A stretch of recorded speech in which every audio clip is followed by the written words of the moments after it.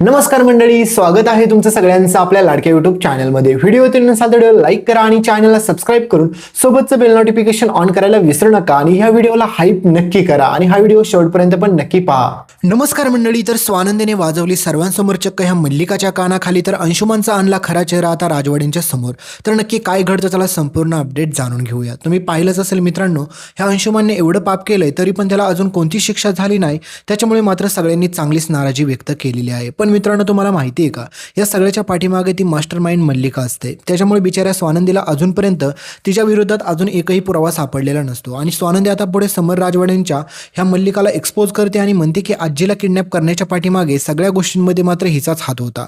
पण मात्र समर राजवाडे तरी देखील मात्र स्वानंदीवरती असा विश्वास ठेवू शकत नाही, हे तुम्हाला पण चांगलंच माहीत असेल. त्याच्यामुळे समर म्हणतो की अहो स्वानंदी मॅडम, तुम्ही असं काय करताय, तुम्ही काकूवरती डायरेक्ट संशय कसा घेऊ शकता. पण मित्रांनो, स्वानंदी आपली मागे हटत नाही, कारण की स्वानंदी म्हणते की राजवाडे मी विदाऊट प्रूफचं काहीच बोलत नाही, तुम्हाला माहिती आहे. तर स्वानंदीकडे जे काही ते अंगठीचा प्रूफ असतो तो स्वानंदी दाखवत असते आणि त्याच्यानंतर त्या गुंडांनी आणि सगळ्या काही गोष्टी स्वानंदी सांगते राजवाड्यांना. पण त्यावेळेस मात्र समर म्हणतो की स्वानंदी मॅडम, याच्यावरून तर प्रूफ असं होत नाही की हे सगळं काकूंनीच केलं असेल म्हणून. त्यावेळेस मात्र काकूची नाटकं आता फायनली सुरू होतात. काकू म्हणते की समोर तू बघतोयस ना, तुझी बायको डायरेक्ट माझ्यावरती सरळ सरळ आरोप घेते आणि तिला वाटते की आईंना किडनॅप करण्याच्या पाठीमागे माझा हात आहे. म्हणजेच तू विचार करू शकतो समर की ही स्वानंदी आता चक्क आमच्यावरती आळ पण घेत आहे. तर ह्या सगळ्या गोष्टी झाल्याच्या नंतर समर आणि स्वानंदीमध्ये थोडीशी बाचाबाची होते आणि समर ह्या सगळ्या गोष्टीला म्हणतो की स्वानंदी मॅडम, तुम्ही खूप चुकीचं केलं, तुम्ही काकूवरती असा संशय घ्यायला नको हवा होता. पण त्यावेळेस मात्र स्वानंदी म्हणते की राजवाडे तुम्ही काळजी करू नका, ह्यांचा चेहरा मी खरा तुमच्यासमोर नाही आणला तर मी पण नावाची स्वानंदी नाही. तर आता मल्लिका अंशुमन दोघेजण पक्की घाबरलेले असतात. त्यांना वाटतं की ही स्वानंदी काही करू शकते, त्याच्या अगोदरच आपल्याला असं काहीतरी केलं पाहिजे की ही स्वानंदी आपल्याला काही करू नाही शकणार आणि स्वानंदी आपला खरा चेहरा पण कोणासमोर घेऊन आली नाही पाहिजे. त्यासाठी मात्र आता हा सगळा प्लॅनिंग यांचा चालू असतो. पण मित्रांनो, आता कहाणीत येतो सगळ्यात मोठा ट्विस्ट. म्हणजेच तुम्हाला माहितीच असेल की यांनी एवढे काडे केले, एवढे कुटाने केले आणि यांचा खरा चेहरा राजवाड्यांसमोर येत नसतो, म्हणून स्वानंदीला त्रास होत असतो. स्वानंदी म्हणत असते की राजवाडे अजूनही यांच्यावरती विश्वास ठेवूच कसे शकतात, कारण की ह्यांनी एवढं मोठं आजीला किडनॅप केलं, एवढं सत्य मी बाहेर आणलं होतं, तरी पण मात्र राजवाड्यांनी यांच्यावरती विश्वास कस काय ठेवला. तर ह्याच गोष्टीसाठी आता स्वानंदी म्हणते की अजून मला भयंकर असे पुरावे शोधले पाहिजे आणि काकूचा आणि सोबतच मात्र अंशुमनचा खरा चेहरा बाहेर आणलाच पाहिजे. तर पुढे तुम्हाला सगळ्यात महत्त्वाची गोष्ट पाहायला भेटेल की अंशुमन म्हणतो की आपण एक काम करू, आपण काही जरी झालं तरी आता स्वानंदीला संपवूनच टाकू. नाहीतरी स्वानंदी दादासमोर जर आपला खरा चेहरा घेऊन आली ना, तर त्याच्यानंतर दादा तसं पण आपल्याला ह्या घराच्या बाहेर तर काढणारच आहे. त्याच्या अगोदर आपण स्वानंदीचा काटा रस्त्यातून बाजूला काढू. पण मित्रांनो, आता ती पूर्ण घाबरून गेलेली असतात, कारण की त्यांना समजत नसतं की काय करावं. पण स्वानंदी आता पूर्ण सावध झालेली असते. स्वानंदी म्हणते की काही जरी झालं ना तरी मी तर शांत बसू शकत नाही, कारण की मला पण यांच्याकडे पाहायचं आणि ह्यांना संपवल्याशिवाय तर मी शांत बसू शकत नाही. तर पुढे आता मल्लिका म्हणते की स्वानंदी, तू हे जे काय आमच्यावरती खोटे आरोप लावलेत ना, तर हे तुला एवढे महागात पडणार आहेत ना की तू स्वप्नात पण कधी विचार केला नसेल. तर स्वानंदी म्हणते की कसं आहे ना काकू, कावळ्याच्या शेपाने कधी गाय मरत नाही हे तुम्हाला चांगलंच माहीत असेल. त्याच्यामुळे मी खोटे आरोप तर कधी कोणावरती करत नाही. पण आता तुम्ही एवढं बोलतायच तर ठीक आहे, तर मी याच्या विरुद्ध सगळे तुमच्या विरुद्ध पुरावे पण घेऊन येईल आणि तुम्हाला एवढी भयंकर शिक्षा देईल की राजवाडे स्वतःहून तुम्हाला या घराच्या बाहेर काढायला पण मागे पुढे पाहणार नाही. आणि ज्यावेळेस माझ्यासमोर खरं सत्य येईल त्यावेळेस मात्र मी थोबाड रंगवल्याशिवाय पण कोणाचं शांत बसणार नाही. तर आता स्वानंदी पूर्णपणे आता हट्टीच झालेली असते की ह्यांचा चेहरा उघड केल्याशिवाय शांत बसणारच नाही. तर दुसरीकडे मल्लिका आणि अंशुमन दोघेजण देखील विचार करत असतात की कसं जरी झालं तरी स्वानंदीचं तोंड बंद कसं करता येईल, त्यासाठी हे दोघेजण प्रयत्न करत असतात. तर तुम्हाला माहितीच आहे की आता यांच्यासाठी सगळ्यात हुकुमाचा चांगला एका कोण असतो, ते म्हणजे सगळ्यात महामूर्ख मुलगी, ती म्हणजे तुम्हाला माहिती सुष्मिता. कारण की आता मल्लिकाला माहीत असते की सुष्मिताचा वापर करून आपण स्वानंदीला आपल्या रस्त्यातून बाजूला करू शकतो, कारण की तिचं लक्ष सगळं आपण सुष्मिताकडे डायव्हर्ट करू शकतो. आणि तुम्हाला माहितीच आहे मित्रांनो, ही स्वानंदीसाठी ही मल्लिका काही करू शकते, कारण की तिचं लक्ष दुसरीकडे डायव्हर्ट करण्यासाठी.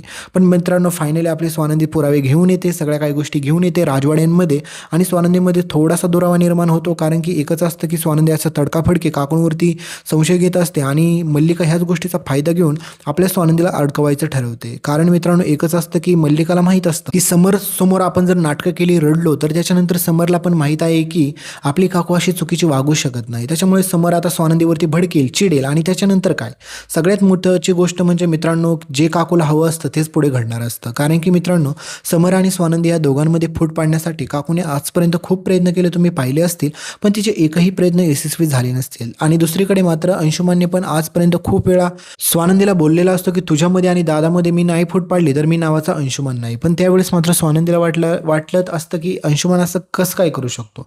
पण मित्रांनो, अंशुमन पण खूप हुशार असतो. अंशुमन आणि मल्लिका दोघेजण देखील मिळून आणि सोबतच सुष्मिताचा ते वापर करतात आणि सुष्मिताला पण जाळ्यात चांगलंच अडकवतात आणि स्वानंदी आणि समरचं नातं तोडण्यामध्ये त्यांना पुढे यश येणार आहे. कारण की समरला पहिली गोष्ट ह्या गोष्टीचा राग येतो की स्वानंदी मॅडमने असा संशय घेतलाच कसं काय काकूवरती आणि काकू असं काच करेल. त्याच्यामुळे समर म्हणतो की स्वानंदी मॅडम हे तुम्ही खूप चुकीचं केलं, तुम्ही काकूची माफी मागितलीच पाहिजे. पण स्वानंदी म्हणते की मी माफी का मागू राजवाडे, कारण की तुमच्यासमोर खरा गुन्हेगार आहे तरी पण तुमचा अजून विश्वास बसाय नाही. मला हेच कसं समजत नाही की राजवाड्यांना कसं काय लक्षात येणार. पण मात्र आता स्वानंदी म्हणते की असं मला शांत बसून चालणार नाही. जोपर्यंत राजवाड्यांसमोर खरं सत्य येत नाही तोपर्यंत मी शांत बसूच शकत नाही. त्याच्यामुळे स्वानंदी आता पूर्णपणे प्रयत्न करत असते की समरच्या समोर सगळ्या काही गोष्टी कशा आणून दिल्या पाहिजे आणि समरला कसं सत्य समजेल. तर दुसरीकडे मात्र आता काकू पूर्णपणे प्रयत्न करत असते की समर आणि स्वानंदीला एकमेकांपासून आता हळूहळू दूर करते. मग त्याच्यानंतर काय, हे घर ही सगळी जबाबदारी माझ्या हाती येईल. त्याच्यानंतर जसं ह्या स्वानंदीला मी समरच्या आयुष्यातून एकदा बाहेर धक्के मारून काढले ना की त्याच्यानंतर मात्र काय, मग आम्हाला कोणीच अडवू शकत नाही, आमच्या रस्त्यात कोणता काटाच निर्माण होऊ शकत नाही. आणि राहिला विषय ह्या सुष्मिताचा, तर हिला पण आपण असंच बाहेर काढू. तर हा सगळा प्रयत्न मात्र तुम्हाला माहितीच आहे की आता मल्लिकाच्या डोक्यात चालू असतो. तर पुढे हा अंशुमान चक्क आता स्वानंदी पुरावे गोळा करत असते. ते सगळे पुरावे आता दूर करायचा प्रयत्न करत असतो आणि याचमध्ये मात्र आता अंशुमान आणि स्वानंदी एकमेकांना भेटतात. म्हणजेच आता चक्क अंशुमान म्हणतो की तुला एवढाच डाऊट येतोय ना आमच्यावरती की आम्हीच ह्या आजीला किडनॅप केलं. तर हो, केलं आम्ही किडनॅप. काय करणार आहेस तू काहीच करू शकत नाही. आणि राहिला विषय दादाचा, तू पाहिलंस ना, तू आमच्यावरती संशय घेतस दादा कसा भडकला तुझ्यावरती. त्याच्यामुळे एक गोष्ट लक्षात ठेव, तू आमच्या विरुद्ध काही काड्या केल्या, काही कुटाने केले ना तरी दादा कधीच तुझ्यावरती विश्वास ठेवणार नाही. तर त्याच वेळेस मात्र स्वानंदी म्हणते की आजपर्यंत माझा फक्त संशय होता आणि अंदाज होता, पण आता मला खात्री पटली की हे सगळं तुम्ही का करताय आणि नाही मी तुमचा खरा पर्दाफाश केला तर मी नावाची स्वानंदी नाही आहे. त्यावेळेस मात्र माझे पाय धरायला येऊ नको म्हणजे झालं. तर पुढे मित्रांनो स्वानंदी आता आनंदच्या मदतीने आता सगळ्यात पहिलं तर यांच्या विरुद्ध पुरावे गोळा करायला सुरुवात करते. आणि महत्त्वाची गोष्ट म्हणजे आजी किडनॅप कुठून झाली त्या सगळ्या गोष्टीचे CCTV फुटेज आता स्वानंदीला भेटतात. आणि त्याच्यानंतर आजीला यांनी जे ते बांधून ठेवलेलं असतं त्या ठिकाणचं देखील स्वानंदीला पुढे आता CCTV फुटेज भेटतं. त्यामध्ये मल्लिका आणि अंशुमान हे दोघेजण देखील मात्र स्वानंदीला पाहायला भेटतात.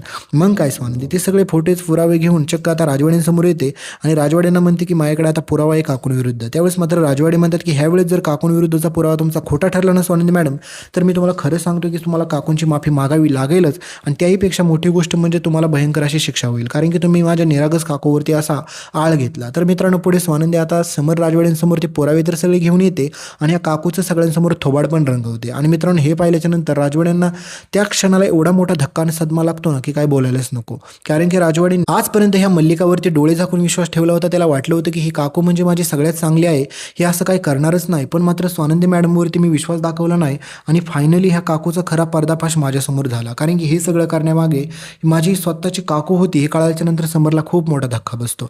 आणि मित्रांनो त्या ठिकाणी देखील काकू नाटकं करते, समरचे पाय धरते आणि म्हणते की हे सगळं अंशूने केलं, अंशूसाठी मी सगळं काय केलं, तुला माहितीच आहे ना. अंशूचे बाबा गेल्याच्या नंतर हे सगळं अशा तशा गोष्टी सांगते आणि आपल्या समरच्या तावडीतून सुटका करायचा प्रयत्न करत असते. पण स्वानंदी म्हणते की काकू तुम्ही किती जरी नाटकं केले ना तरी तुम्हाला आता सुटका नाही आहे, कारण की तुमच्या पापाचा घडा भरला, आता तुम्हाला शिक्षा होणारच. तर पुढे बघू आता समर राजवाडे नेमकी मल्लिकाला कोणती शिक्षा देते. त्यासाठी चॅनलला सबस्क्राईब करा, सोबतचं बेल नोटिफिकेशन ऑन करा, व्हिडिओला हाईप करायला विसरू नका. तुम्हाला दिसत असेल पिलग्रिमचा oil balance gel face wash. तर हा फेस वॉश तुम्हाला टॅग प्रोडक्टमध्ये दिसत असेल तर याला खरेदी करायला अजिबात पण विसरू नका आणि तुम्हाला आवडणारे कोणतेही प्रोडक्ट तुम्ही इथून खरेदी करू शकता.